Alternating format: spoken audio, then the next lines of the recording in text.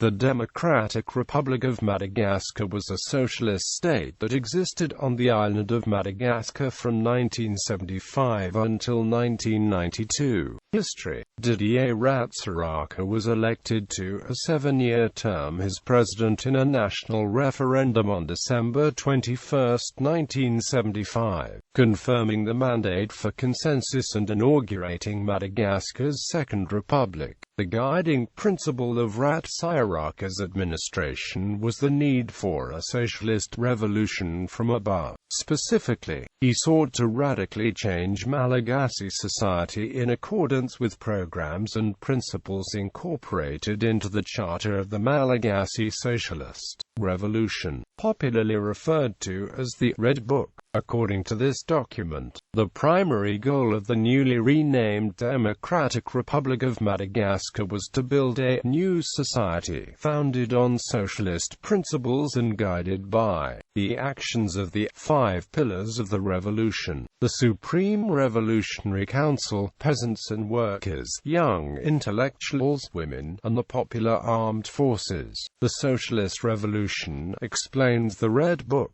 is the only choice possible for us in order to achieve rapid economic and cultural development in an autonomous, humane, and harmonious manner. The Red Book advocated a new foreign policy based on the principle of non-alignment, and domestic policies focused on renovating the Focolona, decentralizing the administration, and fomenting economic development through rigorous planning and popular input. Several early policies collectively decided by Ratsiraka and other members of the SRC set the tone of the revolution from above. The first major SRC decision was to bring the French-held sectors of the economy under government control. This economic decolonization was welcomed by nationalists, who long had clamored for economic and cultural independence from France. The government also lifted martial law but retained rigid press censorship. Finally, the SRC ordered the closure of an Earth satellite tracking station operated by the United States as part of its commitment to non-aligned foreign relations. Political consolidation proceeded apace following the addition of 10 civilians to the SRC in January 1976. This act constituted the beginning of a civil-military partnership in that the SRC became more representative of the country's major political tendencies and ethnic communities. In March, the vanguard of the Malagasy Revolution was founded as the government party, and Ratsiraka became its secretary-general. In sharp contrast to the one-party states created by other African Marxist leaders, Arima served as simply one member of a coalition of 6 parties united under the umbrella of the National Front for the Defense of the Revolution.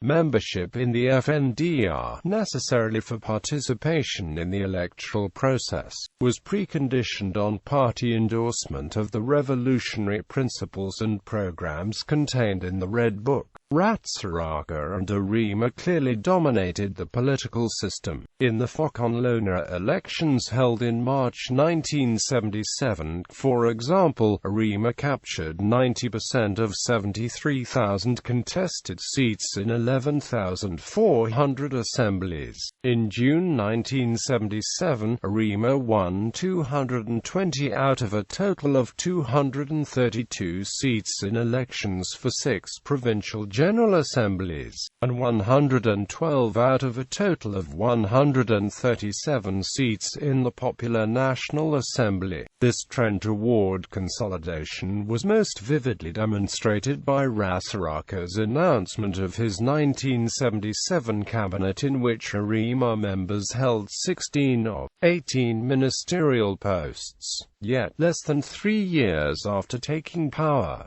Ratsiraka's regime was confronted with growing popular disenchantment. As early as September 1977, anti-government demonstrations erupted in Antananarivo because of severe shortages in foodstuffs and essential commodities. This trend intensified as the economy worsened under the weight of ill-conceived economic policies that gradually centralized centralized government control over the key sectors of the economy, including banking and agriculture. Ratsiraka defiantly adopted authoritarian tactics in response to the evolving opposition, sending in the armed forces to stifle dissent and maintain order during student riots in May 1978.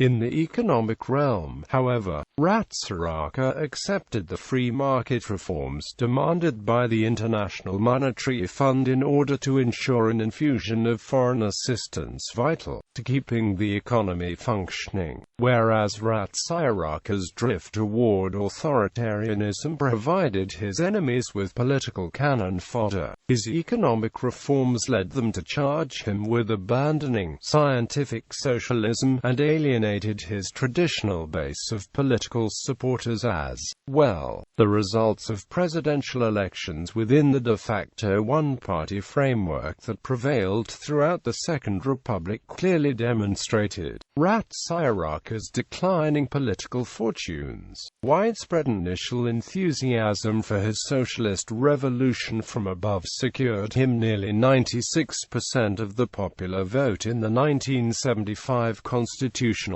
referendum, but support declined to 80% in 1982 and to only 63% in 1989.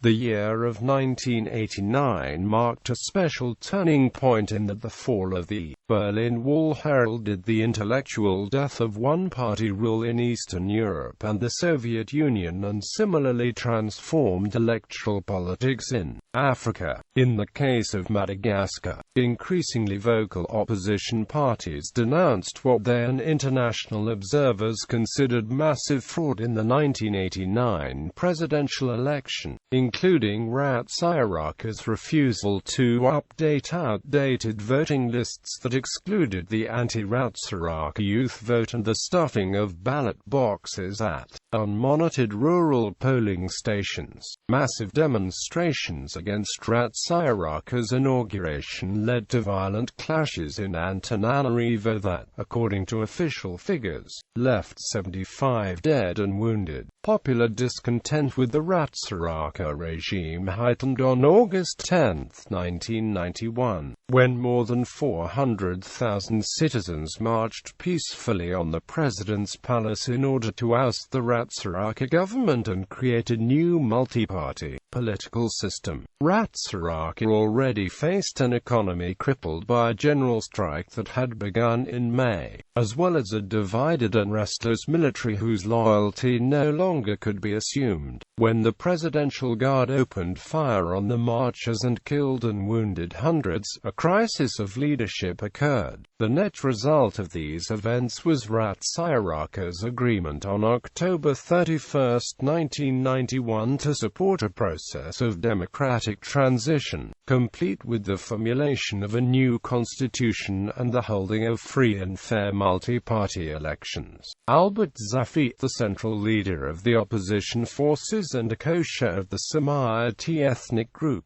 played a critical role in this transition process and ultimately emerged as the first president of Madagascar's Third Republic. The leader of the Comité des Forces Vives, an umbrella opposition group composed of 16 political parties that spearheaded the 1991 demonstrations. Zafi also emerged as the head of what became known as the High State Authority, a transitional government that shared power with the Ratsiraka regime during the democratization process.